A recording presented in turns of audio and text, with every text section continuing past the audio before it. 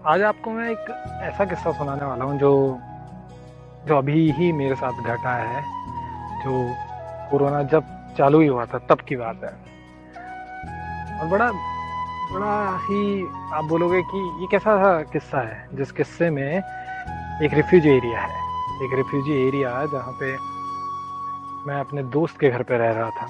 तो मैं अपने दोस्त के घर पे रह रहा था, उसके जस्ट सामने वाला एरिया पूरा रिफ्यूजी एरिया था। तो रिफ्यूजी एरिया बहुत खाली था।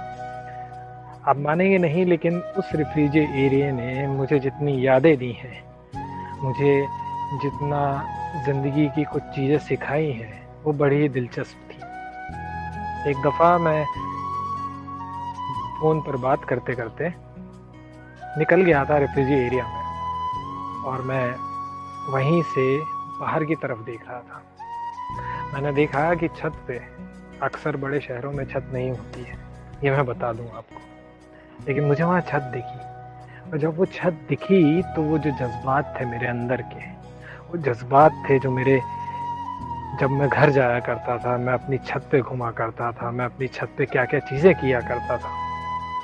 वो जो मेरा बचपन का जो जज्बात होता है, वो जो मेरा लड़कपन का जो जज्बात होता है, वो उभर के आ रहे थे सिर्फ एक छत को देखकर। सिर्फ एक छत को देखकर, और उसी के तहत मैंने बाद में एक छत कई कहानियों के किस्से सुनाए थे, जिसमें आप और मैं भागीदार रहे थे।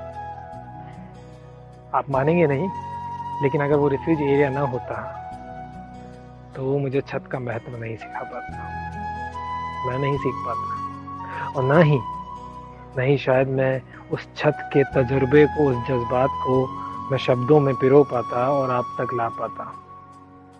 क्योंकि जो चीज़ हमें रोज़ मिल जाया करती है, अक्सर अक्सर हम उसको दरकिनार कर देते हैं। पर जब वही छोटी सी चीज़ हमसे दूर हो जाती है ना, तो हमें वो बेहद अपने दिल के करीब लगती है। अक्सर ये रिश्तों में भी तो होता है। माँ बाप माँ बाप जब हमारे साथ रहते हैं तो हम उन्हें so called taken for granted लेते हैं। माँ हमारी खाना बनाती है, पापा हमारे लिए बाहर से सब कुछ चीज़ें ले आते हैं, और कई दफ़ा हम घर बैठे बैठे पानी के लिए भी ऑर्डर कर जाते हैं। पर जब पर जब हम घर से बाहर चले जाते हैं, जब हम घर से बाहर चले जाते हैं, दूर चले जाते हैं, चाहे पढ़ने चाहे नौकरी करने, आपने देखा है ना कि हमें माँ बाप की कितनी याद आती है। हमें माँ बाप के किए हुए कामों की याद नहीं आती है, हमें माँ बाप की याद आती है। लेकिन जब वो होते हैं तो क्या हम उनके साथ सही समय बिताते हैं? क्या उनके साथ बैठ के बात करते हैं? अगर नहीं तो ज़रूर कीजिएगा, क्योंकि ये गलती मैं कर चुका हूँ।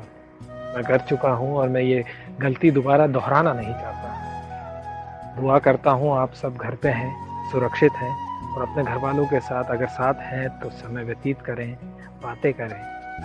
क्योंकि बच्चा और माँ बाप जब साथ में बातें करते हैं तो ऐसे ऐसे जज्बात बाहर आते हैं जो सालों से कहीं दबे हुए थे। तब तक के लिए शुक्रिया।